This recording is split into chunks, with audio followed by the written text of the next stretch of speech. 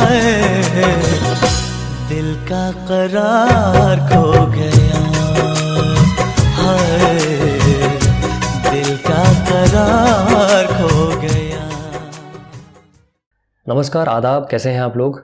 बहुत वक्त बाद हम लोग मिल रहे हैं। तो आज का जो लफ्ज़ है वो है करार। ये एक अरबी लफ्ज़ है और इसका जो जेंडर है वो है पुलिंग। इसका मतलब होता है चैन, सुकून। और इसी से बना एक और लफ्ज़ है वो है बेकरार। ये एक अरबी फ़ारसी का लफ्ज़ हो जाता है और इसका मतलब होता है बेचैन, व्याकुल। और बेकरार से ही बना हुआ एक और लफ्ज़ बेकरारी। ये अरबी फ़ारसी का लफ्ज़ है ये भी, और इसका जो जेंडर है वो है स्त्रीलिंग। इसका मतलब होता है बेचैनी। ये कुछ गानों में भी इस्तेमाल हुआ है लफ्ज़, जैसे कि दिल का करार खो गया, बेकरार मैं बेकरार, दिल बस किसी से जल्दी से प्यार हो जाए।